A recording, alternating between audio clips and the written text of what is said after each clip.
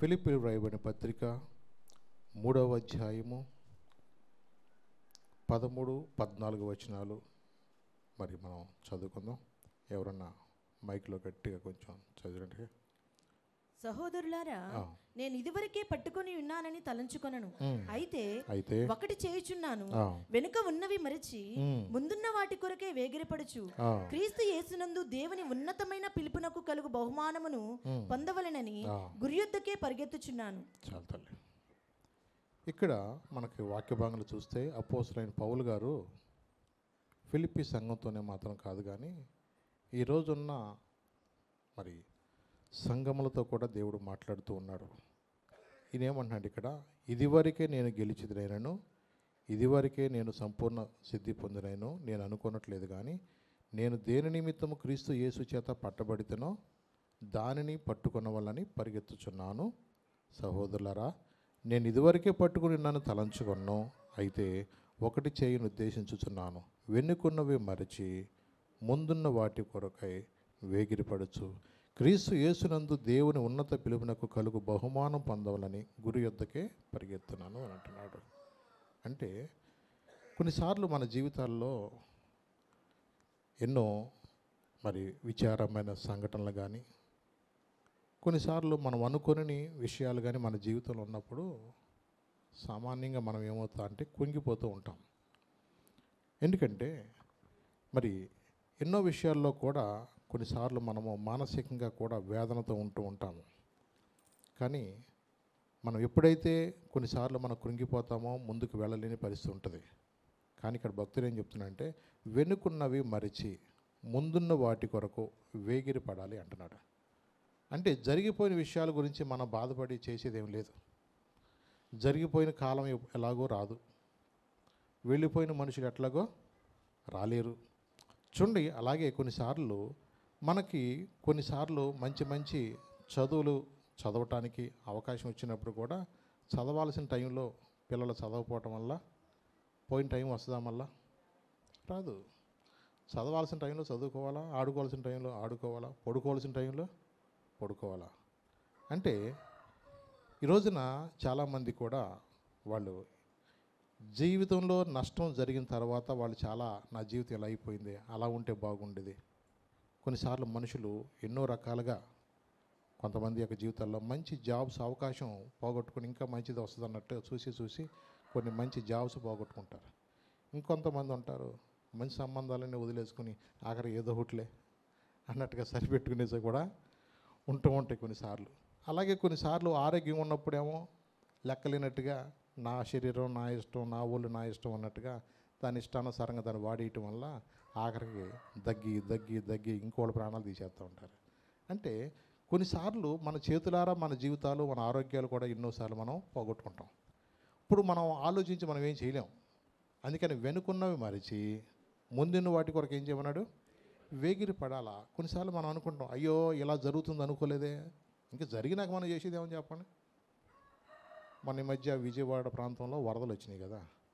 వరదలు వచ్చిన తర్వాత అయ్యో ప్రాజెక్ట్ ఇంకా కట్టాల్సింది, ఆ నీళ్ళు అటు రాకుండా చేయాల్సింది, ఇటు రాకుండా చేయాల్సింది. లేదా కొంతమంది అనుకుంటా, అసలు ఇల్లు ఇక్కడ కొనొద్దన్నా, నేను ఎందుకు కొన్నావు ఇక్కడ, చూడు అసలు ఏమైపోయిందో, ఎప్పుడు లేవమ్మా అది, ఇంతవరకు ఎప్పుడు అలాగా జరగలేదమ్మా అని మామూలుగా కొనుక్కున్నారు, కట్టేసుకున్నారు. కానీ ఆఖరికి ఏమైపోయింది, సర్వం కోల్పోయినట్టుగా ఎవడో బిస్కెట్ ప్యాకెట్ ఇస్తానో, ఎవడో మంచిళ్ళు ప్యాకెట్ ఇస్తానో, ఎవడో దయాదాక్షిణ్యాల మీద అంటే బ్రతకాల్సిన పరిస్థితులు కూడా కొన్నిసార్లు వస్తూ ఉన్నాయి. చూడండి, కొన్నిసార్లు మనం ఇలా జరుగుతుందని కొన్నిసార్లు అనుకోవండి. కొన్నిసార్లు అనుకోని సంఘటనలు కొన్నిసార్లు జరుగుతూ ఉంటాయి. ఈ మధ్య ఒక ఆయన బెనిఫిట్ షో చూద్దామని ఒక ఆయన వెళ్ళాడు. అనుకోకుండా ఆయన వస్తున్నాడని చెప్పేసి జనాలందరూ ఏం చేశారు, అసలు ఎవడ పోలీసు వాళ్ళు ఆపి ఆగుతున్నారా, దోసుకుని వచ్చేస్తున్నారు. అసలుకి మనుషులు అట్లా దోసుకొచ్చేస్తుండే ఏముంది. ఇట్టాగో పాపం ఒక తల్లి కొడుకు కూడా ఆ తొక్కిసిరాట్లో పడిపోయి, తల్లి అయితే చనిపోయింది, పిల్లోడు హాస్పిటల్లో ఉండిపోయాడు. కొన్నిసార్లు అనిపిస్తూ ఉంటుంది, ఇలా జరుగుద్ది అనుకోలేదే మా కుటుంబానికి, నేను ఇలాగ వెళ్ళకుండా ఉంటే బాగుండేదే, వెళ్ళటం వల్ల ఇప్పుడు ఎన్ని కేసులు అయిపోతున్నాయి, ఎప్పుడు పోలీస్ స్టేషన్లో కూర్చున్నా రాకం కాదు మనం, కానీ ఇవాళ ఎందుకు డబ్బులన్నీ ఇలా వేస్ట్ అయిపోతున్నాయి, ఇలా ఎందుకు నా జీవితం ఇలా అయిపోయింది. జరిగిపోయినాక కొన్నిసార్లు మనం బాధపడుతూ ఉంటాం. కానీ నువ్వు అలాగే వేదనతో ఉండటం కాదు, కానీ కొన్ని సంఘటనలు మనము ముందున్న వాటి కొరకు నువ్వు వేగిరపడేటట్టుగా ఉండాలి. అదేంటంటే ముందు చూపు అంటారు దాన్ని. ఆ ముందు చూపు నీకు ఉంటే ఇంతవరకు రాదు పరిస్థితి నీకు. ఈరోజున చాలామంది కూడా మనుషులు యొక్క జీవితాల్లో ఆ ముందు చూపు లేకపోవటం వల్ల ఇలా అయిపోయిందే. చూడండి, ఎవరో ఏదో అన్నారని కాదు. కొన్నిసార్లు పెళ్ళిళ్ళు చేసేటప్పుడు కూడా జీలకర్ర బెల్లం పెట్టేటప్పుడు ఈలోపు సన్నాయి వేళ్ళు దద్దలాడిచ్చేస్తారు. ఎందుకు? ఎవడన్నా తుమ్ముతాడేమో అని అట. ఏడి తుమ్మితే ఏమైనా జరుగుద్దేమో, మా పెళ్ళికి ఏమైనా అయిపోద్దామో అని. వాళ్ళని చూసి ఇంకొకటి మొదలెట్టారు. ఎవరు? తండ్రి కుమార పరిశుద్ధాత్మ అనే లోపులు అంట బయట నుంచి. అబ్బా ఏ స్పీడ్ కొడతా ఉంటారు. ఎందుకు కొడతారు? వాళ్ళు ఎవడో భయపడినట్టుగా వీళ్ళు కూడా ఏమైపోతున్నారు? ఇప్పుడు భయపడిపోతున్నారు. తుమ్మితేనే నీ పెళ్లి సంబంధం పోద్దా? తుమ్మితేనే నీ కాపురం పోద్దా? పిల్లి ఎదురుతూనే ఇంకేమైనా జరిగిపోద్దా? చూడండి, నువ్వు ఎప్పుడైతే మంచిని విత్తుతావో మంచినికి వస్తావు. అర్థమైందా? బుద్ధులు బాగుంటే బ్రతుకులు బాగుంటాయి. అది మన జీవితంలో ఎప్పుడైనా సరే ఇతరులకు నువ్వు మంచి చేసుడు, నీ జీవితంలో ఎప్పుడైనా మంచి జరుగుతుంది. నువ్వు మంచి చెట్టు పెట్టు, నువ్వు మంచికాయలే కాస్తాయి.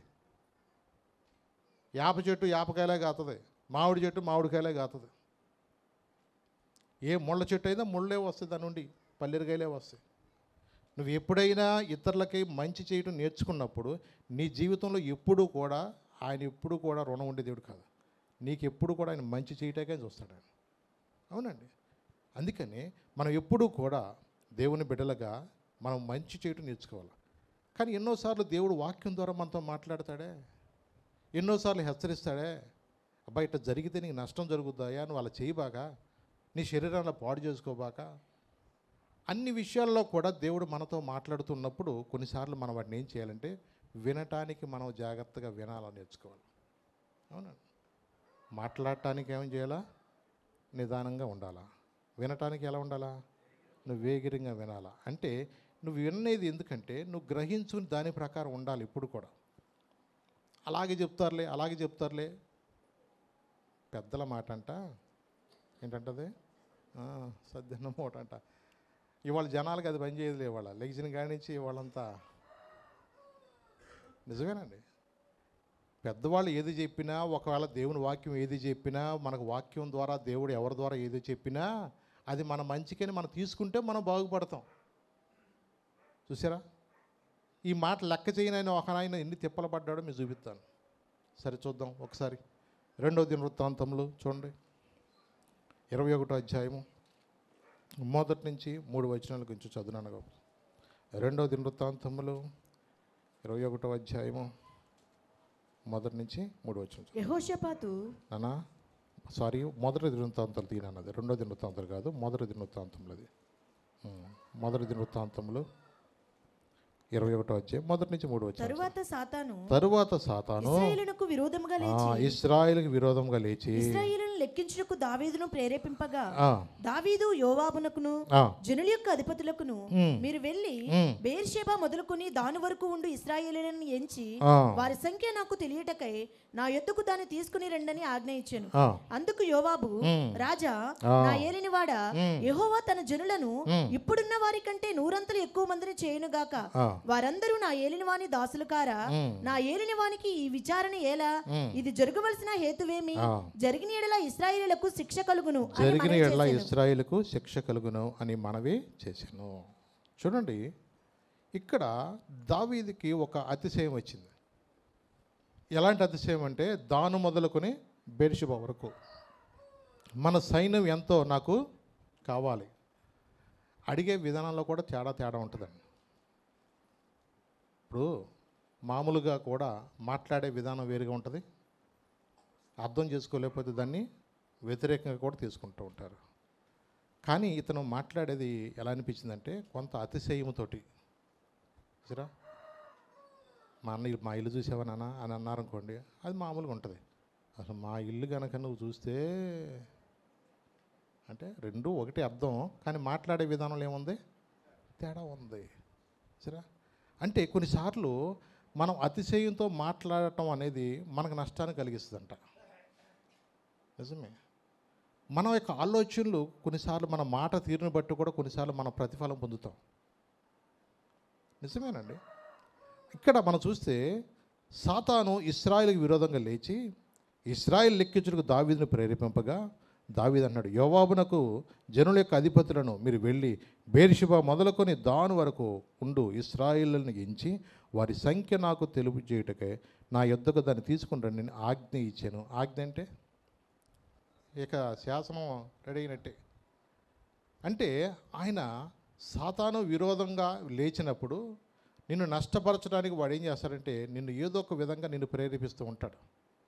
కానీ దేవుడు యోవాబు ద్వారా కూడా మాట్లాడుతున్నాడు. ఏమన్నాడు ఇక్కడ? అందుకు యోవాబు, రాజా నా ఏలినవాడా యెహోవా, ఇది జనులకు ఇప్పుడున్న వారికంటే నూరంతలు ఎక్కువ మందిని చేయనుగాక, వారందరూ నా ఏళ్ళు వారి దాసులు కారా? నా ఏళ్ళు వారికి విచారణ ఎలా? ఇది జరగవలసిన హేతువేమి? జరిగిన ఎలా ఇశ్రాయేలుకు శిక్ష కలుగును అని మనవి చేసాడు తప్ప కమాండ్ చేయలేడు. జనాలకైతే కమాండ్ చేయగలుగుతాడు, కానీ రాజుగారికి ఏం చేస్తాడు? రిక్వెస్ట్గా చెప్తున్నాడు అంతే. అయ్యా ఇది మనకేమన్నా అంత అవసరం అంటారా? దానివల్ల మనకు నష్టం కదయ్యా అని చెప్పవలసిన విధంగానే చెప్పాడు. కానీ నేను చెప్తున్నాను నువ్వు చెయ్యి అన్నాడు అంతే. కానీ 7వ వచనంలోకి ఏముంది అక్కడ? ఈ కార్యము దేవుని దృష్టికి ప్రతికూల మగుట చేత ఆయన ఇశ్రాయేలులను బాధ పెట్టాను. దేవుని దృష్టికి ఎలా ఉంది? అది ప్రతికూలంగా ఉంది. దేవునికి ఇష్టం లేదు అలాగో. చూడండి, కొన్నిసార్లు సాతాను మనుషులకు వ్యతిరేకంగా ఏదో ఒక విధంగా ఏం చేస్తారంటే నష్టం కలిగించడానికి నిన్ను ప్రేరేపిస్తూ ఉంటాడు. అందుకని మనం చాలా జాగ్రత్తగా ఉండాలి. ఒకవైపున సాతానుగాడు నిన్ను శోధిస్తూ ఉంటాడు. అసలుకి ఉంటుంది ఫస్ట్ తారీఖున నువ్వు మందిరంలోకి వెళ్ళటం ఏంటి, కుర్రోళ్ళతో కలిసి నువ్వు పార్టీ చేసుకుంటే మామూలుగా ఉండదు, అసలు నువ్వు నాతో రా, ఊళ్ళో ఎక్కడ కనపడిన అన్ని షాట్లు నేను వేయిస్తాను అక్కడ ఉంటే నువ్వు ఏమంటాడు? 12 గంటలకల్లా మనం ఏం చేయాలి? మనం షాట్లు వేయాలంటది. దేవుని ఆత్మ ఏమంటుంది? ఒక సంవత్సరం అంతా దేవుడు నిన్ను కాపాడాడు, నిన్ను భద్రపరిచాడు. మరి దేవుని పాదాల దగ్గర ప్రభా ఏమి ఇచ్చి రుణం తీర్చుకుంటానయ్యా నువ్వు చేసిన నా ఉపకారాలకు అని చెప్పి దేవుని ఆత్మ ఏమంటుంది? దేవుని పాదాల దగ్గర కృతజ్ఞతతో కన్నీటితో ఆయన పాదాలు కడగాలన్న మనసు ఏమో దేవుని ఆత్మ చెప్తూ ఉంటుంది. ఇంకొక చెవులు ఏమంటాడు? ఇక్కడ ఉంటే ఏముందో అసలు నీకు ఏడుస్తూ ఉండి చస్తారు వాళ్ళు, ఏడితే ఏమవుతుందిరా, నీ జీవితాన్ని సంతోషంతో ప్రారంభించమన్నాడు దేవుడే చెప్పాడుగా, ఆనందించుడి మరలా చెబుదును ఆనందించని చెప్తుంటే ఏడుతారేంటి మీరు? వాక్యం తెలియని మీరు నాతో రండిరా అని చెప్పేసి అపవాది ఏం చేస్తాడు? ఆడు తీసుకెళ్తాడు, బయట తీసుకెళ్ళిపోతాడు. ఇక కేకులు అంటాడు, అయ్యి అంటాడు, ఇవి అంటాడు. ఇక కాసేపటికి అవి కూడా వచ్చేస్తాయి గబగబా. రకరకాలుగా అపవాది నేను ఏం చేస్తా అంటే ఎన్ని రకాలుగా నష్టపరచాలని రకాలు మరుస్తాడు. అందుకని దేవుడు కొన్నిసార్లు నీకు వివేచన కూడా ఇచ్చాడు. ఏది వినాలో ఏది వినకూడదు, ఎక్కడికి వెళ్ళాలో ఎక్కడికి వెళ్ళకూడదు, ఏ స్థలంలో నీకు ఆశీర్వాదకరమో ఏ స్థలము నీకు ఆశీర్వాదం కాదో దేవుడు నీతో మాట్లాడుతున్నప్పుడు నీవు గ్రహించగలిగిన మరి ఆత్మీయ మెట్టు నువ్వు కలిగి ఉండాలి. నిజమే, ఎందుకంటే వాడు నిన్ను నష్టపరచడం కూడా చూస్తాడు సాతాను గాడు ఇప్పుడు కూడా. అక్కడికి వెళ్ళినప్పుడు చూడండి 3 ఆప్షన్స్ ఇచ్చాడు. ఇక్కడ 10వ వచనంలో ఏముంది? ఇక్కడ నీవు వెళ్ళి దావీదు ఇట్లను యెహోవా సెలవిచ్చింది ఏమనగా 3 విషయములు నేను ఎదుట నుంచున్నాను, వాటిలో ఒకదాని నీవు కోరుకుని ఎడలా దాని నీకు చేయుదును. కావున గాదు దావీదునొద్దకు వచ్చి ఇట్లా 3 ఏండ్ల పాటు కరువు కలుగుట, 3 నెలల పాటు నీ శత్రువులు కత్తి దూసి నిన్ను తరుమగా నీవు వారి ఎదుట నిలవలేక నశించిపోవుట, 3 దినముల పాటు దేశమందు యెహోవా కత్తి అనగా తెగులు నిల్చుట చేత యెహోవా దూత ఇశ్రాయేలు దేశమందంతటను నాశనము కలుగుజేయుట అని వీటిలో ఒకదానిని నీవు కోరుకొనుమని యెహోవా సెలవిచ్చుచున్నాడు. కావున నన్ను పంపిన వానికి నేను ఏమి ప్రత్యుత్తరం ఇయ్యవలెనో దాని యోచించుము. చాలు. ఇక్కడ 3 ఆప్షన్లు వచ్చినాయండి. మొదటి ఆప్షన్ ఏంటంటే 3 సంవత్సరాలు కరువు కలుగుద్ది అన్నాడు. ఎన్ని సంవత్సరాలు? 1 సంవత్సరం పంటలు లేకపోతేనే జనాలు మొహాలు వాడిపోతూ ఉంటాయి. అలాగే 3 సంవత్సరాల కరువు అంటే చెప్పండి. ఈ మధ్య కొంతమంది టెక్నాలజీ ఉపయోగించి పాతకాలంలో చక్కగా కోతలు కోసి వాటన్నిటిని చక్కగా ఆరబెట్టి ఏం చేసేవాళ్ళు, మళ్ళా కుప్పలేసి వాటిని నూర్చుకుని ఇళ్ళ ముందు ఒక్కొక్కరికి రైతుల ఇంటి ముందు పెద్ద పెద్ద వాములు పెట్టి ఉండేవి. ఇవాళ ఈ మిషన్లు వచ్చేసి వాతావరణానికి భయపడిపోయి ఎక్కడికక్కడదే కట్ చేసేసేయటం, అమ్మేసుకుంటాం. దానివల్ల ఇవాళ పశువులకి ఏమైపోయింది చెప్పండి? ఆహారం లేక ఆఖరికి ఆ చిందరమందరగా కట్ చేసింది కూడా అవి కూడా ఎరుకుని ఏం చేస్తున్నారు ఇప్పుడు? పోగేసుకుని. అంటే ఎకరానికి సుమారుగా 100 కట్టలు వచ్చేయి. అట్లాంటి నీకు 15-20 కట్టలు కూడా రాకోకుండా ఏం చేయాలి అర్థం కాక. చూడండి, కొన్నిసార్లు ఏదైనా పశువులు శుభ్రంగా ఆహారం తింటేనే కదా పాల ఉత్పత్తి అని జరిగినా, మన పిల్లలకి పంచిపాలు రావాలన్నా మనం ఏం చేస్తున్నప్పుడు ఉన్న ఆహారం అంతంత పాడు చేసేసేటి, వాటికి ఆహారం లేకపోవటం వల్ల ఏం చేస్తున్నాం, వాటికి రకరకాలైన ఫుడ్ వాటికి పెట్టేసేసేటి వల్ల చూడండి ఈ రోజున అవి పాలు ఇవ్వలేక అవి నానా తిప్పలు పడుతుంటాయి. మళ్ళీ వాటికి ఏం చేస్తున్నారు, ఇంజక్షన్ చేసి అవి చేస్తున్నారు. ఇంకా కొంతమంది ఏం చేస్తున్నారు, ఇంత డబ్బాలు ఏదో కొనుక్కొచ్చి ఇంత దాంతో కొంచెం అవి కెమికల్స్ ఉపయోగించి పాలు తయారు చేస్తున్నారు. అర్థమవుతుందా? అవన్నీ కూడా మనిషిని ప్రమాదంలో పుట్టేస్తున్నాయి. ఇంతమంది ప్రజలకి ఇన్ని పాలు వస్తున్నాయి అంటే ఎక్కడి నుంచి వస్తున్నాయి? అన్ని గేదెలు కూడా లేకపోయినా కొంతవరకు డబ్బా పాలను కూడా వాడుతున్నారు వాళ్ళు. చూడండి, కొన్నిసార్లు ఏమవుతుందంటే మన చేతులారా మన ఆరోగ్యము పాడు చేసుకుంటున్నాం. నిజమే. అంటే రకరకాలుగా కరువు వచ్చిందంటే గనక చాలా భయంకరం. పోయినసారి ఇదివరకు మన పాతకాలంలో షోమ్రోన్ పట్టణంలో కరువు వచ్చినప్పుడు ఎలా ఉండేది తెలిసే పరిస్థితి ఏముంది? ₹1 రెట్ట 5 రూపాయలు, గాడి తలకాయ 80 రూపాయలకి. అలాగే ఎంత భయంకరమైన అంటే ఇంకొకసారి అయితే వాళ్ళు ఏం చేశారంటే, ఇవాళ మా పిల్లని వండుకున్నాం, రేపు నీ పిల్లని వండుకున్నాం అంటే ఏంటి, కరువులో ఒకళ్ళ పిల్లలను ఒకళ్ళు వండుకునే అంత కరువు అనమాట. అందుకని ఆ కరువు కలుగుద్ది 3 సంవత్సరాలు నీకు అన్నాడు. రెండోది ఆప్షన్ ఏంటంటే నిన్ను శత్రువులు తరువుకుంటా పోతారు నిన్ను. చూసారా? మూడోది ఏం చేశాడు, దేశమంతటా కూడా నాశనం కలుగు చేస్తారు. అప్పుడు ఆయన ఏమీ చేయలేక, చూసారా, అయ్యా నేను నీ చేతిలోనే పడుతున్నాను, నువ్వేం చేస్తావో నాకు తెలియదు అయ్యా, ఏం చేయాలో అర్థం కావట్లా. ఆ పరిస్థితిలో జరిగింది ఏంటో తెలుసా? 14వ వచనంలో, కావున యెహోవా ఇశ్రాయేలు మీదకి తెగులు పంపగా ఇశ్రాయేలీలో 70,000 మంది చచ్చిరి. ఎంతమంది చచ్చిపోయారంటే 70,000 మంది. తప్పు చేసిన ఆయన ఎవరో? దావీదు. చచ్చిపోయిన వాళ్ళు ఎవరో? సైన్యం. దేన్ని బట్టి అయితే అతిశయించాడో అర్థమైందిగా? సామెతల్లో ఉంది. అందుకని 14వ అధ్యాయంలో 12వ వచనంలో, ఒకని ఎదుట సరైనదిగా కనబడే మార్గము కలదంట కానీ తుదక ఏమవుతుంది, అది మరణానికి తీరుతీస్తుంది. అందుకని కొన్నిసార్లు అనుకోవచ్చు, ఒక ఆయన అన్న చెప్పాడు, అందుకని ఒక ఐడియా అంటే జీవితాన్ని మార్చేస్తుందంట. మనుషుల యొక్క జీవితంలో కొన్నిసార్లు నువ్వు తీసుకునే నిర్ణయాన్ని బట్టి కొన్నిసార్లు రకరకాలైన పరిస్థితులు వస్తాయి. నిజమేనండి. అందుకని మనకు కొన్నిసార్లు చాలా జాగ్రత్తగా ఉండాలండి. ఇప్పుడు కూడా జరిగిన నష్టాన్ని బట్టి నిజంగా ఆ రోజున చాలా బాధపడుతున్నాడు. ఎంతమంది చచ్చిపోయి తెలుసా? 70,000 మంది చచ్చిపోయారండి. ఏ సైన్యాన్ని బట్టి అయితే అతిశయించాడో అలాంటి వారిలో శూరులైన వారు నిజంగా 70,000 మంది చచ్చిపోతే ఆ రోజు ఏడుస్తున్నాడు వెళ్ళి.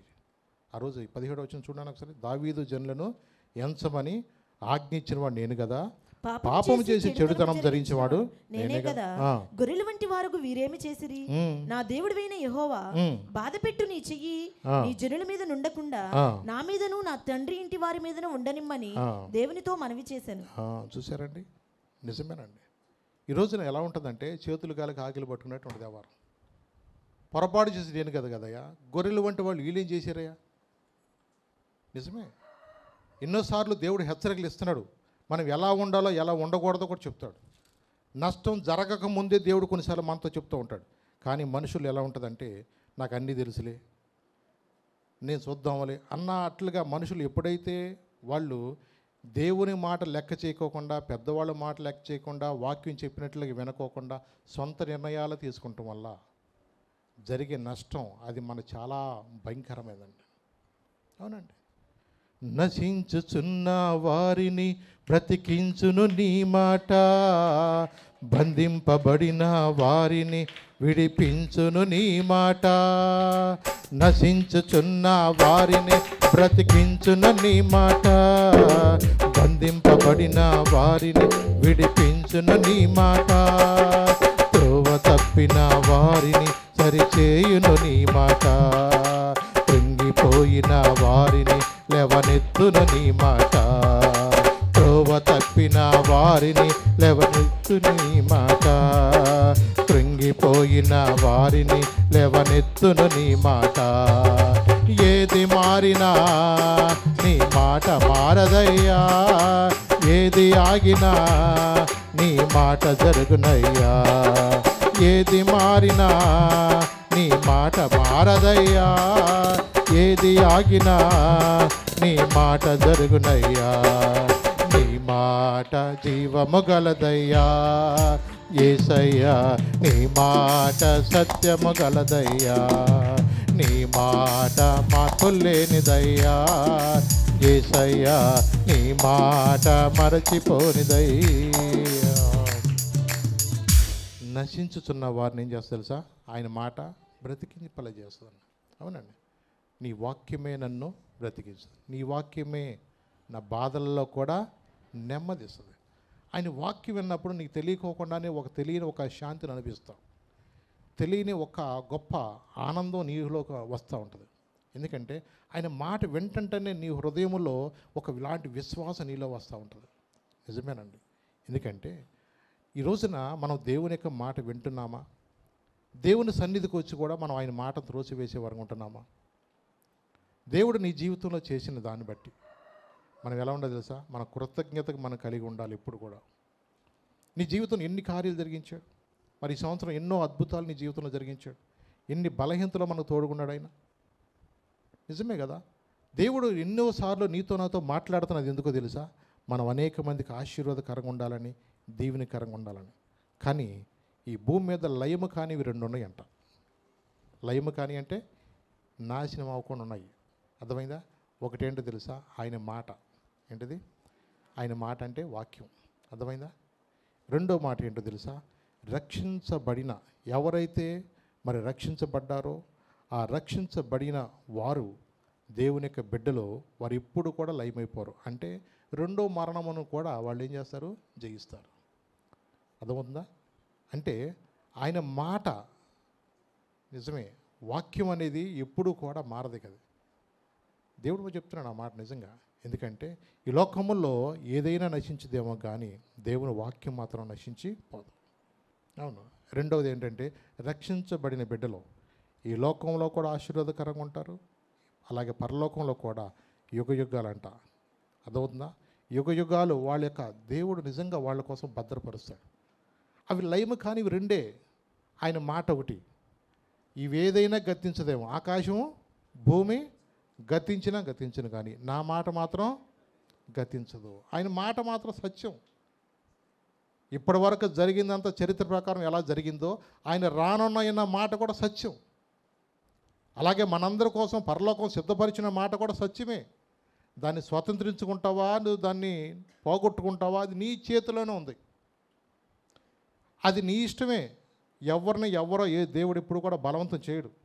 ఆయన ప్రేమించి చెప్తున్నాడు, ప్రయాసపడి భారం మోసుకున్న సమస్త జనులారా నా యొద్దకు రండి అయ్యా, నేను మీకు విశ్రాంతిని ఇస్తాను అంటున్నాడు. నువ్వు వస్తావో రావో నీ ఇష్టం, మీకు ఏదైనా సరే. దేవుని యొద్దకు ఎప్పుడు కూడా ఆయన మనం బలవంతం చేయడు.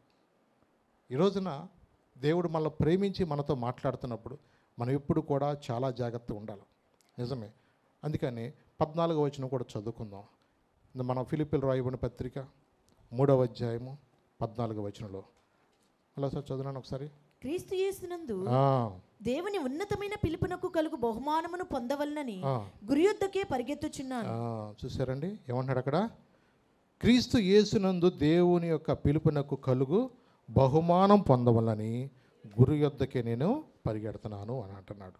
అంటే నీ జీవితంలో ఒక గురి కలిగి ఉండాలా. ఏం కలిగి ఉండాలా?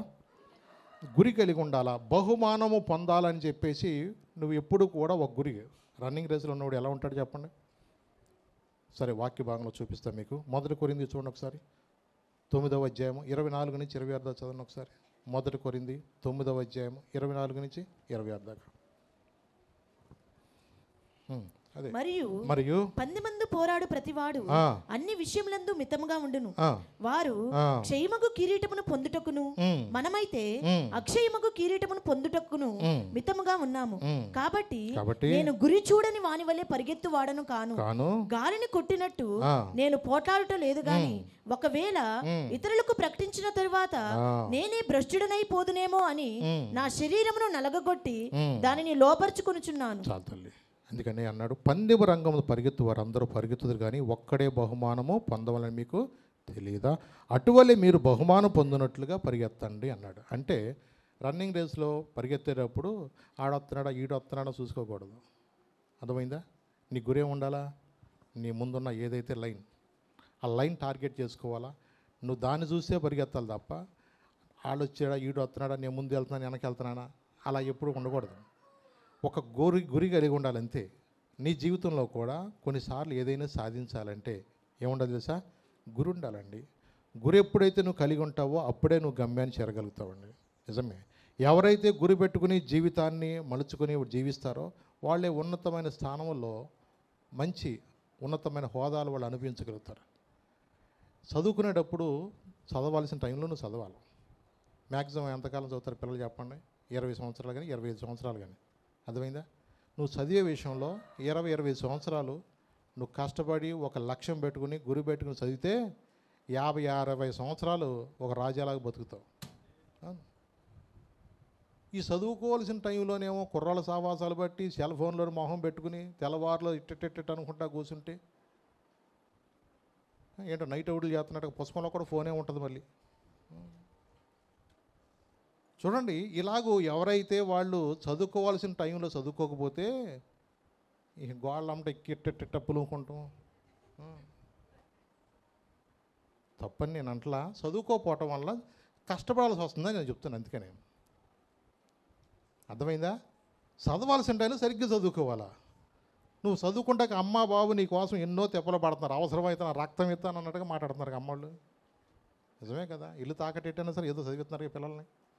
ఏదో ఒక లోను పెట్టో ఏదో కష్టపడి మేము చదివిస్తారా, చదువుకుంటారా బాబా అంటే చదువుకోవాల్సిన టైంలో ఏం చేస్తారు వీళ్ళు? సినిమాలు పరిగెత్తాం, బెనిఫిట్ షోలు పరిగెత్తడం, మళ్ళీ ఆడెవడో ఫోన్ హీరోలాగా ఉంటే ఈడో పెద్ద హీరోలాగా పక్కన మడతేసి నుంచుంటాం. చదువుకుంటాక డబ్బులు లేవురా బాబు, ఎట్టా కూడా చదువుకుంటారా జాగ్రత్తగా, నిన్ను ఎక్కడెక్కడికో పంపుతుంటే నువ్వేమో తిరణాలమ్మ తిరుగుతేట. చూడండి, ఈ రోజున చాలామంది కూడా వాళ్ళు చదవాల్సిన టైంలో చదవలేక. అర్థమైందా? ఎందుకంటే ఒక చదివే వ్యక్తి ఎప్పుడైనా గురి లేకోకుండా నువ్వు చదివేవనుకో, లేదంటే ఒక గురి లేకుండా లక్ష్యం లేకుండా నీ జీవితం ఉందనుకో, తెగిపోయిన గాలిపటం ఎక్కడ కొట్టుకుపోద్దో నీకు తెలియదు. అట్టాగే నీ జీవితంలో ఏటు పోతావో నీకే తెలియదు. అర్థమైందా? అందుకనే ఏదో బతుకు తీరు కోసం అప్పులు తీర్చుకుంటాం కోసం కువైట్ వెళ్దామా, అంట్లు కడుగుదామా, అక్కడికి వెళ్ళి కువైట్ వెళ్ళి ఇంట్లో పని చేయాలా, అక్కడికి వెళ్ళి ఏదో క్లీనింగ్ చేయాలా? చెప్పండి ఎందుకయ్యి? చదువుకుంటే ఎక్కడైనా నువ్వు బతకగలుగుతావు. ఈరోజున చాలామంది కూడా గురి లేకపోవటం వల్ల, చదవాల్సిన టైంలో దాని విషయంలో కేర్ లేకపోవటం వల్ల ఈ రోజున అనేక మంది కూడా వాళ్ళ జీవితాలు పాడు చేసుకున్నారు. ఎందుకో తెలుసా? ఈ రోజున నువ్వు ఒకవేళ అన్ని విషయాల్లో కూడా ఫెయిల్ అయిపోయానుకో, ఎవడ కూడా నేను అభినందించరు. అరే భలే తప్పేవరని అంటాడు అంటాడా? పాస్ అయినోని అంటావు తప్ప భలే తప్పేవరని ఎవడని అంటాడా? మరి ఆడు కష్టపడ్డాడు ఇంచుమించు, కానీ ఏదో జస్ట్ సెకండ్స్లో పరిగెత్తలేకపోయాడు అనుకోండి, ఆడి దగ్గరికి వచ్చి బాబా సెకండ్ ఎత్తేవాడన్నా చెప్పండి. అందరు గెలిచినోడనే ఎత్తేసుకుంటారు తప్ప ఓడిపోయినోడే ఎవడు పట్టించుకుంటాడు? ఆడికి లాగా కష్టపడ్డాడు, కానీ ఏదో ఫ్రాక్షన్ ఆఫ్ సెకండ్స్లో రీచ్ అవ్వలేకపోయాడు. అలాగే కొన్నిసార్లు నీ గురి, నీ గమ్యము, ఇవాళ సివిల్స్కి ఎంతమంది ప్రిపేర్ అవుతున్నా చూడండి. ఎందుకు? ఒక ఉన్నతమైన హోదాలో నేను ఉండాలని. చూడండి, శరీర సంబంధంగా మనం కొన్నిసార్లు ఇలాంటి వాష్యంలో మనం ఎన్నో ఉంటాం, కానీ అలాంటి విషయంలో పిల్లలు ఈ రోజున చాలామంది వ్యసనాలతోటి, పబ్జీలతోటి, రకరకాలైన సినిమాలు, డ్రామాలు. ఎందుకు ఇవన్నీ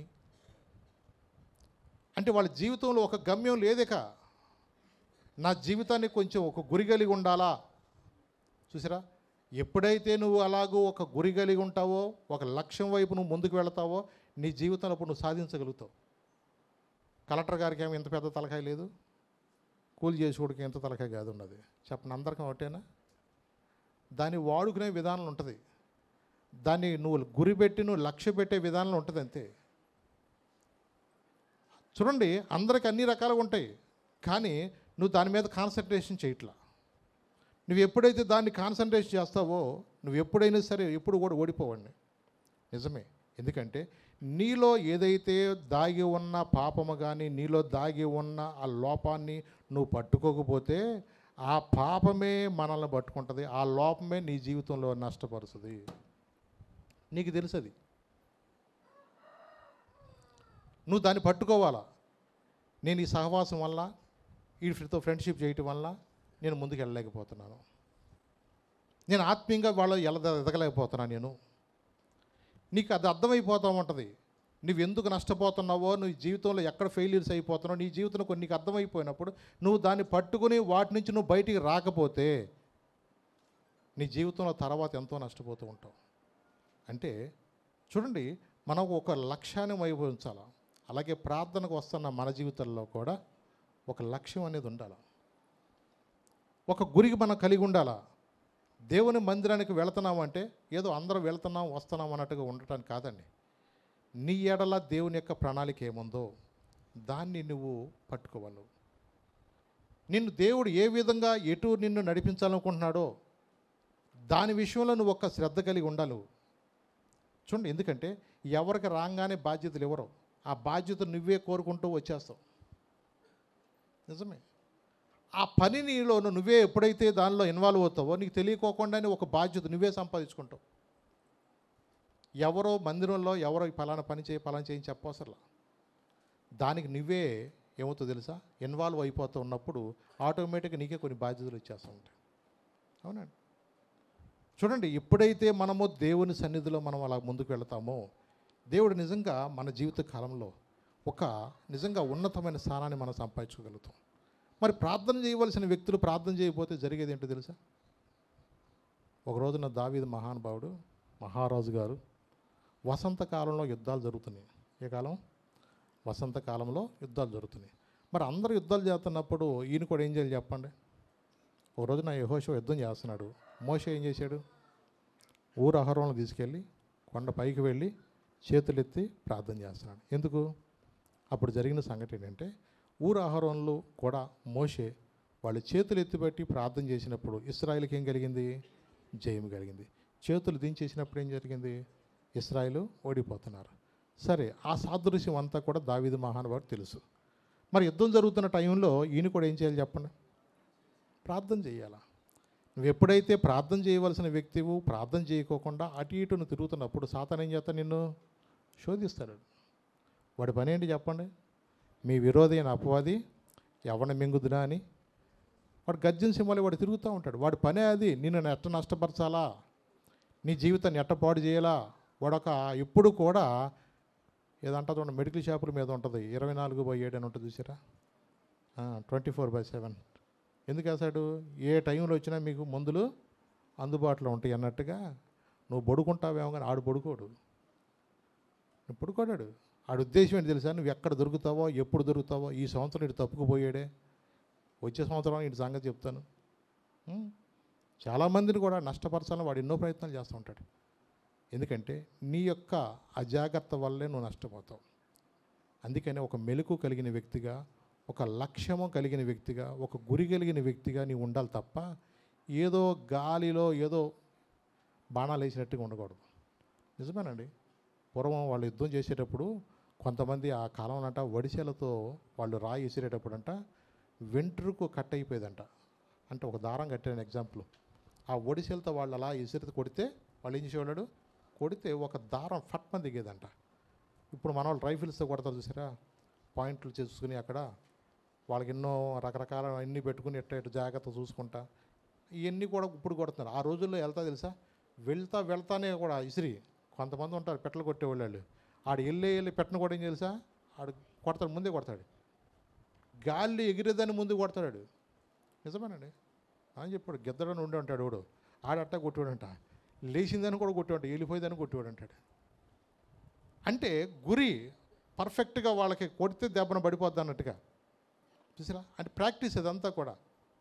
అలాగే నీ జీవితంలో నా జీవితంలో కూడా ఏదైనా సాధించాలంటే ఒక గురి ఉండాలి. మరి దావీదుని దేవుడు రాజుగా చేశాడు, అభిషేకించాడు. దేవుని సన్నిధిలో భయభక్తులు కలిగి యుద్ధం జరుగుతున్నప్పుడు ఇతను చేతులెత్తి ప్రార్థన చేయవలసిన వ్యక్తి ప్రార్థన చేశాడంటే ప్రార్థన చేయకోకుండా తను చాలా నిర్లక్ష్యం ఉన్నాడు. అలాంటి టైంలో తను శోధించబడ్డాడు. బెత్షెబ అనే స్త్రీతో పాపం చేశాడు. అంత మాత్రమే కాదు, తన పాపం కప్పిపుచ్చడం కోసం తన భర్తను కూడా లేకుండా చంపించేశాడు. ఇవన్నీ కూడా దేవుడు చూస్తూనే ఉన్నాడు. చూడండి, నిజమే. దేవుడు చూసినప్పుడు మరి దేవుడు తన సేవకుని పంపించాడులే చెప్పండి. చూద్దాం ఒకసారి 2 సమూయేలు 12 అధ్యాయం మొదటి వచనం చదివితే ఒకసారి. కావున యెహోవా నాతానును దావీదు నొద్దకు పంపెను. అతడు వచ్చి దావీదుతో ఇట్లనెను, ఒకానొక పట్టణమందు ఇద్దరు మనుషులు ఉండిరి, ఒకడు ఐశ్వర్యవంతుడు, ఒకడు దరిద్రుడు. ఐశ్వర్యవంతునికి విస్తారమైన గొర్రెలను గొడ్లను కలిగి ఉండెను. అయితే ఆ దరిద్రునికి తాను కొనుక్కొనిన ఒక చిన్న ఆడు గొర్రె పిల్ల తప్ప ఏమీ లేకపోయెను. వాడు దానిని పెంచుకొనిచుండగా అది వాని యొద్దకు వచ్చి వాని బిడ్డల యొద్ద ఉండి పెరిగి వాని చేతి ముద్దలు తినుచు వాని గిన్నెలోని త్రాగుచు వాని కౌగిట పండుకొనుచు వానికి కుమార్తె వలె ఉండెను. చాలు తల్లి, ఇక్కడ మనం చూస్తే ఈ యొక్క స్టోరీ కూడా మనకు తెలుసు. ఇక్కడ నాతాన్ని దావీదు నొద్దకు పంపించాడు. దేనికి పంపించాడు? ఒక దైవజనుణ్ణి ఎందుకు చెప్పటానికంటే, రాజుగా ఉన్నాడు. సామాన్యంగా రాజుగారికి కొన్నిసార్లు కొంతమందికి డైరెక్ట్గా నువ్వు ఇలా చేసావంటే వాళ్ళ కోపం వస్తే ఏమన్నా చేయొచ్చు. ఎందుకు ఇరిమియా లాంటి వాళ్ళని 100 మందిని చెరసాల్లో పడేసిన వాళ్ళు, అనేక మంది గొప్ప గొప్ప దైవజనులు కూడా ఇలాంటి చిత్రహింసలు ఎన్నో అనుభవించిన వాళ్ళు. కొన్నిసార్లు వాళ్ళకి కోపం వస్తే ఏమైనా చేయగలుగుతారని చెప్పేసి ఒక చిన్న స్టోరీలా చెప్పాడు. ఆ స్టోరీలో మరి ఒకరికి ఒక గొర్రెపిల్ల, ఆడగొర్రెపిల్ల ఉంది, దాని తప్ప ఇంకేం అతను లేవు. అలాగే ఇంకొక అతనికైతే ఆ దరిద్రుడు అన్నాడు, ఇంకొకరికైతే వాళ్ళకి చాలా గొర్రెలు ఉన్నాయంట. అలాగే మార్గస్థుడు వచ్చినప్పుడు తన ఆయుధం చేయటానికి ఈ దరిద్రుడి యొక్క గొర్రెపిల్ల తీసుకుని వాళ్ళందరికీ కూడా మరి పార్టీ చేసినట్లుగా ఇవన్నీ చెప్తున్నప్పుడు, మరి ఆడికి 100 గొర్రెలు ఉన్నా సరే ఒకటి కూడా కొయ్యుకోకుండా ఒకటే పెంచుకున్న గొర్రెని ఏం చేశాడు, తీసుకొచ్చి దాన్ని కట్ చేసి వాడికి భోజనాలు పెట్టాడయ్యా. మరి నీ రాజ్యంలో ఇలాంటి వాళ్ళు ఉన్నారయ్యా అన్నాడు. ఏమన్నా సార్, అలాంటి వాడు నిశ్చయంగా మరణపాత్రుడు అన్నాడు. ఏమన్నాడు? అలాంటి వాడు నా రాజ్యంలో ఉన్నాడా? డెఫినెట్గా చావాల్సింది అన్నాడు. ఆ మనుషుడు నువ్వే అన్నాడు. అంతే, ఆ మనుషుడు నువ్వే అన్నాడు. చెమటలు పట్టుకొచ్చిన మనిషి. నిజమే. ఎందుకంటే చూడండి, తన సంగతి ఎవరికి తెలియదు అనుకున్నాడు. తన సంగతి ఎవరికి తెలియదు అనుకుని తను ఏదో చక్కగా తీర్పులు తీర్చేస్తున్నాడు పక్కన. ఆ మనుషుడు నువ్వే అన్నాడు. నిజమే. ఎందుకంటే దేవుడిచ్చిన అవకాశాన్ని, నీకు కావాలంటే నేను ఇంకా భార్యలు నీకు ఇచ్చేవాడు కదా, సరే ఇంకా నువ్వు నీకు 8వ వచనం ఉందా, నీ యజమాని స్త్రీలను నీకు అవగట్టి చేర్చి ఇశ్రాయేలు వారిని ఏదో వారిని నీకు అప్పగించని, ఇది చాలదని నీవు అనుకునేలా నేను మరీ ఎక్కువగా నీకు ఇచ్చి ఉందును కదా. నీవు యెహోవా మాటను తృణీకరించి ఆయన దృష్టికి చెడుతనం చేసేదివేమి? హిత్తీయుడు ఉరియాను కత్తి చేత చంపించి అతని భార్య నీకు భార్య అగినట్లుగా నీవు పట్టుకుని ఉన్నావు. అమ్మోనీయుల చేత నీవు అతన్ని చంపించిదివు కదా. నీవు నన్ను లక్ష్యము చేయక హిత్తీయుడకు ఉరియా భార్య నీకు భార్య అగినట్లు చేసుకున్నందున నీ ఇంటి వారికి సదాకాలము యుద్ధములే జరుగుతాయి. చూసారా, నువ్వు చేసిన దాన్ని బట్టి నీ ఇంట్లో ఎప్పుడు కూడా ఇలాంటి పరిస్థితి వస్తుంది. అవునండి. ఎందుకంటే దేవుని మాట లక్ష్యం చేయలా, దేవుని వాక్యం నిర్లక్ష్యం చేశాడు. గొర్రెల వంటిలో దానిలో దొడ్డులో తిరుగుతున్న వ్యక్తిని తీసుకెళ్ళి దేవుడు ఏం చేశాడు, సింహాసనం మీద కూర్చుని పెట్టాడు. అతనికి అతిశయించాల్సిన పరిస్థితి వచ్చింది వాళ్ళ.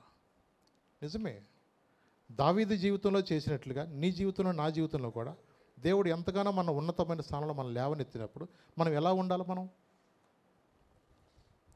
చూడండి, దేవుడు చేసిన మేళ్లను బట్టి కృతజ్ఞతగా ఆయన సన్నిధిలో మనం కృతజ్ఞతతో ఆయన సన్నిధిలో గడిపేవారుగా ఉండాలి తప్ప మనం ఎప్పుడూ కూడా నిజంగా దేవుని యొక్క మాటను తృణీకరించే వ్యక్తులుగా మనం ఉండకూడదు. ఏ ఉద్దేశంతో నిన్ను పిలుచుకున్నాడో, ఏ ఉద్దేశంతో దేవుడు నిన్ను ఏర్పరచుకున్నాడో అవి నువ్వు మర్చిపోతే మనకన్నా దౌర్భాగ్యులు ఇంకొకరు ఉండరండి. ఈ వాక్యం తెలియని వాళ్ళు ఎంతోమంది నష్టపోతున్నారు ఈ రోజున. ఈ సత్యము తెలియక ఎంతోమంది కూడా వాళ్ళు రకరకాలైన వాళ్ళ ప్రయత్నాలు వాళ్ళు చేస్తున్నారు. కానీ దేవుడు నీకు నాకు చక్కటి మార్గాన్ని చూపిస్తున్నాడు ఈరోజు. ఆయన రాజ్యంలో యుగయుగాలు ఉండి ఆ నిత్య రాజ్యం మనం పొందుకుంటానికి దేవుడు ద్వారాలు తెరుస్తున్నప్పుడు నువ్వెందుకు దేవుని మాట వినుకోకుండా నీ నచ్చినట్లుగా నీకు మెచ్చినట్లుగా నీ ఇష్టానుసారంగా నువ్వెందుకు జీవించాలి? ఈ రోజున దేవుడు చూస్తున్నాడు, ప్రతి ఒక్కరిని చూస్తున్నాడు కదా. అందుకని నీవు నీ సొత్తు కాదని దేవుని వాక్యం చెప్తుంది. నీవు నీ సొత్తు కాదు, మీరు మీ విలువ పెట్టి కొనబడిన వారు. మనం దేవుడు తన స్వరక్తం ఇచ్చి మనల్ని కొన్నాడు. అందుకని నా ఇష్టం నా జీవితం నీకు రైట్స్ లేవు. నువ్వెవరివైనా సరే దేవుడు నిన్ను ప్రేమించి తన స్వరక్తం ఇచ్చి కొన్నాడు మనందరిని కూడా. మన ఇష్టానుసారంగా మనం జీవించడానికి మనకు అధికారం లేదు. కాబట్టి మనం చాలా జాగ్రత్తగా ఉండాలి. ఆయన మాటను మనం తృణీకరించే వ్యక్తిగా ఉంటే మనం నష్టపోతాం. అందుకని మనం ఎప్పుడు కూడా ఒక గురి కలిగి ఉండాలి. దేవుడు ఏ ఉద్దేశం దీన్ని పిలిచాడో. నిజమే. అందుకని పౌలు గారు అన్నాడు, నేను సమస్తం కూడా నేను పెంటతో సమానంగా ఎంచుకున్నాడు దేవుని కొరకు. దేవుని కొరకు విడిచిపెట్టాల్సిన అన్నీ కూడా విడిచిపెట్టేసాడు ఆయన. నిజమే. చూడండి, దాన్ని జరిగిన దాన్ని బట్టి 11వ వచనం కూడా చూద్దాం. నా మాట ఆలకించము, యెహోవానకు నేను సెలవిచ్చింది ఏమనగా, నీ ఇంటి వారి మూలమున నీకు అపాయములు పుట్టింతును. నీవు చూచుచుండగానే నేను నీ భార్యలను తీసి నీ చెరువును వారిని అప్పగించేదను. పగటి యందు వారితో సైనించును. నీవు ఈ కార్యం రహస్యముగా చేసేది కానీ ఇశ్రాయేలు అందరూ చూచుచుండగానే పగటి యందు నేను చెప్పిన దాన్ని చేస్తాను. అప్పుడు అంటున్నాడు, నేను పాపము చేసేదని దావీదు నాతాను తనగా, నాతాను నీవు చావకున్నట్లు యెహోవా నీ పాపను మాత్రం పరిహరించను. అయితే ఈ కార్యం వలన యెహోవాను దూషించుటకు ఆయన శత్రులకు నువ్వు గొప్ప హేతువు కలుగు చేసేది గనుక నీకు పుట్టిన బిడ్డ నిశ్చయముగా చచ్చునని దావీదుతో చెప్పి తన ఇంటికి వెళ్ళిపోయాడు. ఈ పని వలన ఈ పని చేయటం వలన యెహోవాను దూషించుటకు ఆయన శత్రులకు నీవు గొప్ప హేతువు కలుగు చేసావు. కాబట్టి మన జీవించే జీవిత విధానాన్ని బట్టే దేవుని నామానికి అవమానమన్న కలుగుద్ది, లేదన్నా ఘనతన్న కలుగుద్ది.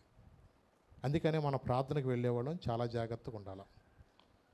అందుకని నువ్వు దేవుని సన్నిధికి వచ్చినప్పుడు నువ్వు ఎప్పుడు కూడా మళ్ళా వెనక్కి తిరగకూడదు.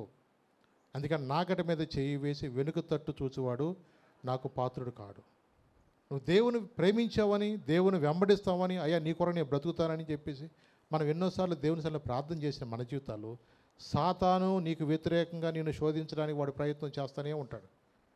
వాడు ఎన్ని రకాలుగా ప్రయత్నం చేసినా నీ గురి మాత్రం తప్పకూడదు, నీ లక్ష్యం తప్పకూడదు. దేవుడు ఎందుచేత నేను పిలుచుకున్నాడు, మరి దేవుడు ఎందుచేత నేను ఏర్పరచుకున్నాడు.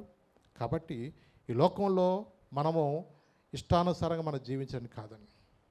గురి లేని నీ బ్రతుకు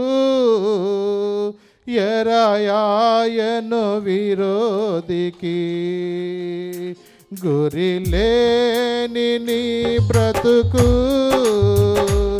ఎరాయాయను విరోధికి, త్వరపడకుంటే నీకు మరి తప్పదు నరకాకి, త్వరపడకుంటే నీకు మరి తప్పదు నరకాకి. నీ హృదయము ప్రభుకేమో, ప్రభు జీవము నీదగును. యేసుక్రీస్తు నిన్ను పిలచెనుగా, రావేల ఓ యువక, రావేల ఓ యువతి. గురి లేకుండా ఉంటే గనక మన జీవితాన్ని అపవాది చాలా పాడు చేస్తాడు. అందుకని దేవుని మందిరానికి వచ్చినప్పుడు చాలా జాగ్రత్తగా మనం ఉండాలి. ఇప్పుడు కూడా నీ లక్ష్యం ఎప్పుడు కూడా నువ్వు ఆయన వైపు చూస్తూ ఉండాలి తప్ప మన ఇష్టానుసారంగా కాదు. అందుకని పౌలు గారు అన్నాడు, ఇందులో మనం చదువుకున్న వాక్య భాగంలో ఫిలిప్పి 3:17లో ఉంటున్నాడు, సహోదరులారా మీరు నన్ను పోలి నడుచుకోండి, మేము మీకు మాదిరి అయిన ప్రకారము నడుచుకుని వారిని గురిపెట్టి చూడండి అన్నాడు. సహోదరులారా మీరు నన్ను పోలి నడుచుకోండి అన్నాడు. ఏమన్నాడు? అది అంటే నేను ఎలా బతికానో మీరు కూడా బతకండి. చూడండి, ఆ మాట అంటాకే చాలా రైట్స్ కావాలి, గట్స్ కావాలి లోపల. నిజమే. ఎందుకంటే కొన్నిసార్లు బయట మనుషులకి మనం ఏదో డప్పాలు కొట్టుకోవచ్చేమో, కానీ ఇంట్లో వాళ్ళకి మన కథ ఎలా కొన్నట్టుదా? ఇంట్లో వాళ్ళకి అన్నీ తెలిసిపోతాయి కదా. ఓహ్ నేను ఎంత ప్రార్థన చేస్తున్నాను, ఎంత ఉపవాస ప్రార్థన చేస్తాను అనుకున్నాం అనుకో, డప్పాలు గట్టి కొట్టేసిన ఇంటోటి తెలదా? ఇంట్లో నమ్ముతారా? ఎప్పుడు చూసినా ఫోన్లో ఉంటాడు, ఎప్పుడు చూసినా పొడుగునే ఉంటాడు. అంటే మనుషుల్లో దగ్గర ఎన్నో రకాలుగా నువ్వు మాయ మంత్రాలు చేయొచ్చేమో, కానీ ఏసై దగ్గర నీ పప్పులు ఉడకో, ఏసై దగ్గర చెల్లుబాటు అవదో నిజంగా. అందుకని పౌలు గారు నిజంగా ఎన్ని దెబ్బలు తిన్నా, ఎన్ని అవమానాలు పడబడ్డా ఆయన అందుకని అంటాడు, అయ్యా లుస్త్రలో, ఇకోనియలో నాకు కలిగిన అవమానాలు ఇవన్నీ కూడా నువ్వు చూసావు కదా. చూడండి, ఎందుకంటే సద్భక్తితో బ్రతుకి ఉద్దేశించి వారందరూ కూడా హింసలు పొందుతారు అని ఉంది. దేవుని కొరకు నువ్వు రోషం కలిగి బ్రతకాల్సినప్పుడు నీకు ఎన్నో పోరాటాలు కూడా వెళ్ళాల్సి వస్తుంది, ఎన్నో ఆటంకాలు వస్తూ ఉంటాయి. ఇంటి వాళ్ళ ద్వారానే ఆటంకాలు వస్తాయి, నీకు బంధువుల ద్వారా ఆటంకాలు వస్తుంటాయి, నీ ఎన్నో రకాల శోధనలు వస్తూ ఉంటాయి. ఒకటి, నీ గురెప్పుడు కూడా ఆయన వైపు చూడాలి. అవునండి, నీ గురి ఎప్పుడు కూడా ఆయన వైపు చూడాలి. విశ్వాసమును కర్తయు దాన్ని కొనసాగించు. యేసు వైపు మాత్రమే నీ గురి ఉండాలి తప్ప వాళ్ళు అలా అన్నారే, వీళ్ళు అలా అన్నారే, ఎవరో ఏదో అనొచ్చు, కానీ వాక్యం ఏం చెప్తుందో ఆ వాక్య ప్రకారం మనం జీవించడం నేర్చుకోవాలి. ఎందుకంటే నీ జీవితం చాలా విలువైంది. మనిషి ఇంకో జన్మ ఉందంటారా? కొంచెం చెప్పండి. మనిషి ఇంకో జన్మ లేదు మనకి. కొంతమంది తెలియక కాకి అవుతావు, కుక్క అవుతావు అనుకుంటూ ఉంటారు. మన కాకులమో కుక్కలమో, మనిషికి ఒకటే ఒక జీవితం ఉన్నది. వాక్యం అయితే చెప్తుంది. నువ్వు దాన్ని జాగ్రత్తగా నువ్వు కాపాడుకోవాలా. దేవుడు మనల్ని ప్రేమించి 2024 సంవత్సరంలో ఎంతగానో మనల్ని కాపాడాడు. ఎన్ని ప్రమాదాల నుంచి తప్పించాడు, ఎన్ని విషజ్వరాల నుంచి తప్పించాడు, ఎన్ని యాక్సిడెంట్ నుంచి దేవుడు మనల్ని తప్పించాడు, ఎన్ని వరదల నుంచి తప్పించాడు దేవుడు. నిజంగా ఎన్ని యుద్ధాలు ప్రపంచంలో అల్లాడిపోతున్నారు జనాలు. ఒక్కొక్కడ ఇంటి కూడా చెట్టు కూడా పుట్టకూడదు అన్నట్టుగా ఇళ్లలో కూడా లేకోకుండా ఎన్ని దేశాల్లో నెమ్మది లేని జీవితాలు ఉన్నాయో తెలుసా. దేవుడు మనల్ని ప్రేమించి నిజంగా ప్రశాంతంగా పడుకోగలుగుతున్నావు. ఇవాళ నీ అన్నం నువ్వు దీన్ని శుభ్రంగా పడుకోగలుగుతున్నావు. ఇవాళ చాలామంది కూడా అలాంటి పరిస్థితులు లేవు. ఇన్ని సంవత్సరాల యుద్ధాలు జరుగుతున్నాయి చూడండి. బెత్లెహేములో అసలుకే ఒక్క జనం కూడా లేరు. మొన్న ఏంటంటే యుద్ధం జరుగుతున్న వాతావరణం ఉంది అక్కడ. ఎక్కడి నుంచి ఎటు బాంబు పడతాను ఎవడు వెళ్తా అసలు. నిజమే, కొన్నిసార్లు కొన్ని సిట్యువేషన్లు చూస్తూ ఉంటుంటే ఏంటిది. ఉక్రెయిన్ చూడండి, వల్లకాడి కన్నా ఘోరంగా ఉంది వాళ్ళ. నిజమే, గాజా పట్టణం చూడండి వాళ్ళ, సిరియా ప్రాంతం చూడండి మీరు ఇవాళ, రష్యా చూడండి. ఎన్ని ప్రాంతాలు చాలా ఎంత భయంకరంగా అయిపోయినాయి ఈ రోజున. దేవుడు మనకిచ్చిన నెమ్మది నిజమేనండి. మనం ఎలా ఉండాలి ఈ రోజున? అందుకని కిందకు వెళితే అంటున్నాడు, అనేకులు క్రీస్తు శిలువకు శత్రువులుగా నడుచుకొంచున్నారు. వీరిని గూర్చి మీతో అనేక పర్యాములు చెప్పి ఇప్పుడును ఏడ్చుచూ చెప్పుచున్నాను. అనేకులు ఎలా ఉంటున్నారంటే చెప్పండి, క్రీస్తు శిలువకు శత్రువులుగా నడుచున్నారు. అంటే ప్రార్థనకు వచ్చే మన జీవితాల్లో నేను ఎప్పుడు శత్రువు అవ్వలేదనుకున్నా బాగుండే. అంటే దేవునికి ఇష్టం లేని పనులు చేసేవంటే, దేవునికి వ్యతిరేకంగా మనం ఏదైనా మాట్లాడామంటే అర్థమైందా, సాతాన్ని మనం నువ్వు ప్రోత్సహించినట్లే. మరి సాతాను ప్రోత్సహించినప్పుడు దేవుడికి నువ్వు శత్రువు అయిపోయినట్టే. పలానా చోటకి వెళ్ళకూడదు అది నీకు తెలుసు, అక్కడికి వెళ్ళి కూర్చుంటున్నావంటే చూడండి. ఎందుకంటే కొన్నిసార్లు మనం అనుకోవచ్చు, నీ గురేంటో నువ్వు దాని వైపు నువ్వు చూడకపోతే నీ జీవితంలో చాలా నష్టపోతావు. ఆ దినమందు దావీదుని సాతాను ఎలాగ ప్రేరేపించాడో నీ జీవితంలో ఒక లక్ష్యం అంటూ లేకోకుండా తెగిపోయిన గాలిపటం వల్ల ఎక్కడ వాళ్తావో ఎక్కడ తిరుగుతావో నీకే తెలియదు. అలా ఉండటానికి కాదు. దేవుడు నిన్ను ప్రేమించి నిన్ను కాపాడింది, నిన్ను భద్రపరిచింది, నీకు ఆరోగ్యం ఇచ్చింది, నిన్ను పోషిస్తున్నది. ఎందుకో తెలుసా, ఆయన ఎడల నీకున్న ప్రేమ, నీ ఎడల ఆయనకున్న ప్రేమ, ఆయన నిజంగా ప్రణాళిక, ఇంకా ఆయన మనల్ని ప్రేమిస్తుందండి. ఆయన ఎందుకు అంతగా ప్రేమిస్తున్నాడు ఆయన తెలుసా? మనలో ఏ మంచి ఉందని కాదు, కానీ కేవలం ఆయన కృపను బట్టి మనల్ని ఇంకా ఆయన కాపాడుతున్నాడు. నిజమేనండి. అనేకులు శత్రువులు నడుచున్నారంట. అందుకని అన్నాడు, అనేక పర్యాయాలు చెప్పి ఇప్పుడును కూడా నేను ఏడ్చి చెప్పుచున్నాను, నాశనమే వారి అంతము, వారి కరిపే వారి దేవుడు, వారు తాము సిగ్గుపడవలసిన విషయంలో సంగతులు యందు అతిశయించున్నారు, భూసంబంధమైన వాటి ఎందు వాళ్ళు మనసుంచున్నారు. మన పౌరస్థితి పరలోకమందున్నది, అక్కడ నుండి ప్రభు అని యేసుక్రీస్తు రక్షకు నిమిత్తము కనిపెట్టుచున్నాము. కాబట్టి మన భూ సంబంధమైన వాటి ఎందు అతిశయించకూడదు. మరి ఎవరు అతిశయించాలా చెప్పండి? అది జ్ఞాని తన జ్ఞానాన్ని బట్టి అతిశయించాలంట, శూరుడు తన శౌర్యాన్ని బట్టి. మనం ఇదేని బట్టి అతిశించాలా? భూమి మీద కృప చూపుచున్న యెహోవాను బట్టే మనము అతిశించాలి తప్ప ఏంటిది చెప్పండి, నా బలము, నా జ్ఞానము, నా చదువు, నా తెలివితేటలు ఏం కుదరవు. అర్థమైందా? కొన్నిసార్లు మనం సంపాదించింది ఒక్క పూట చాలదు. ఒక హాస్పిటల్కి వెళ్తే ఇవాళ ఎలా ఉన్నాయండి ఇవాళ. నువ్వేదో అనుకోవచ్చు, నాకు ఆరోగ్యశ్రీ ఉందనుకోవచ్చు, నువ్వు అనుకున్న దానికి ఆరోగ్యశ్రీ ఉండి చావదు. అక్కడికి వెళ్తే పోనీ ఆరోగ్యశ్రీ శాంక్షన్ అవ్వాలంటే 3 రోజులు పడుతుంది అంటాడు, ఈ లోపల నీ ప్రాణం తీసిపోద్ది అంటాడు. ఏం చేస్తారు ఇంకా? అప్పు చేసి చేసుకోవాల్సిందే. కొన్నిసార్లు పరిస్థితులు అనుకూలంగా ఉండవు మనకి. నిజమేనండి. దేవుడు కృప లేకపోతే మన క్షణం బ్రతకలేం. దేవుడు మనల్ని ప్రేమించి 2024 సంవత్సరాలు ఎంతగా దేవుడు మనల్ని కాపాడు. మరి రానున్న 2025 సంవత్సరం ఆశీర్వాదకరంగా ఉండాలంటే ఎలా ఉండాలి తెలుసా? దేవుని మాట వినాలి తప్ప సాతానుగాడు నిన్ను శోధిస్తాకి రెడీగా ఉంటాడు. నేను నష్టపరచాలని చూస్తూ ఉంటాడు. వాడు ఆఖరి దాకా ప్రయత్నం చేస్తూ ఉంటాడు. చాలామంది చూడండి, డిసెంబర్లో వికెట్లు లేచిపోతూ ఉంటాయి. చాలామంది కూడా వాడికి కౌంట్ ఉంటుంది, ఈ సంవత్సరం ఎంతమంది లాగేయాలని ఉంటాడు వాడు కూడా. దేవుడు నిన్ను తప్పిస్తున్నాడు. దేవుడు నిన్ను కృప చూపిస్తున్నాడు. ఎన్నో ప్రమాదాల నుంచి, ఎన్నో యాక్సిడెంట్ నుంచి నేను దేవుడిని తప్పించో తెలుసా? నువ్వు ఎప్పుడూ కూడా చాలా జాగ్రత్తగా ఉండాలి. సాతానుగాడు దావీదు లాంటి వాడిని 7 సార్లు దేవుని స్తుతించాడంట, 3 సార్లు. మరి ఎన్నిసార్లు మనం చేస్తున్నామని కాపాడుతున్నాడు దేవుడు చెప్పండి?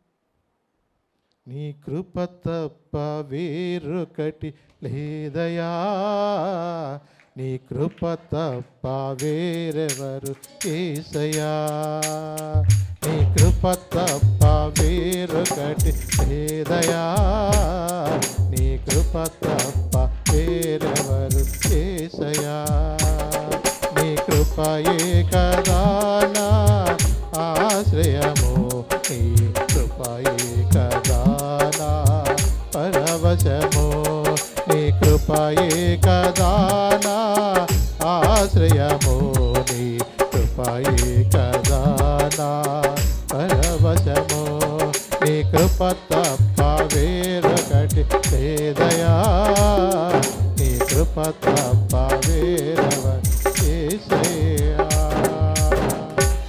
ఆయన కృప తప్ప వేరొకటి లేదండి.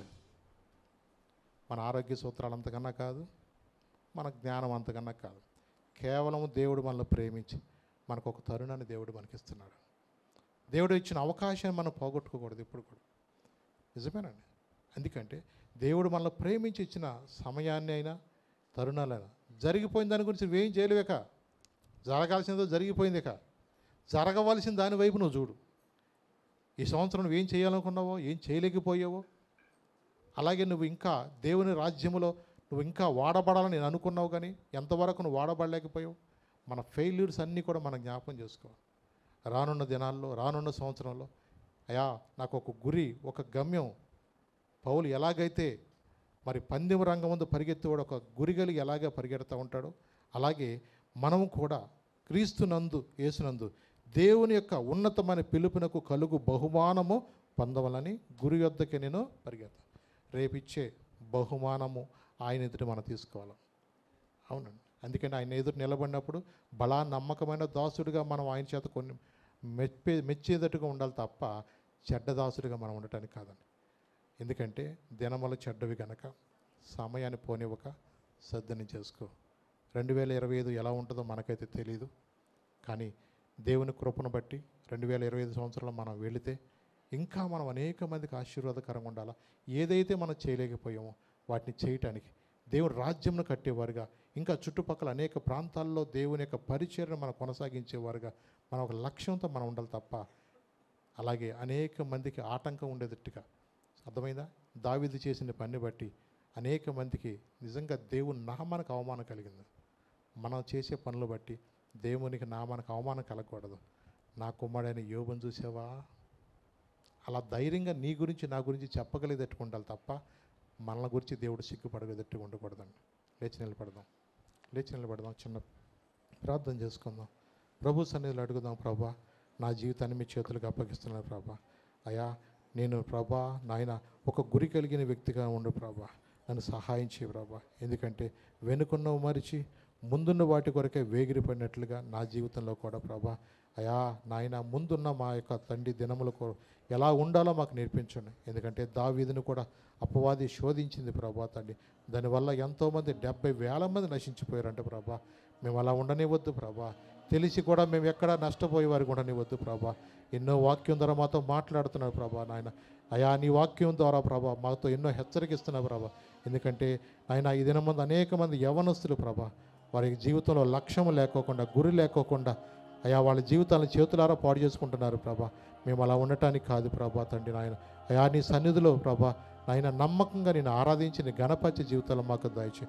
విన్న వాక్యం మా హృదయంలో భద్రపరుచుకుని అయా రానున్న సంవత్సరము ప్రభు దీవెనకరంగా ఆశీర్వాదకరంగా మమ్మల్ని చేయమని నజడనే యేసు నామమున నడుచున్నాను తండ్రి. ఆమేన్, ఆమేన్, ఆమేన్.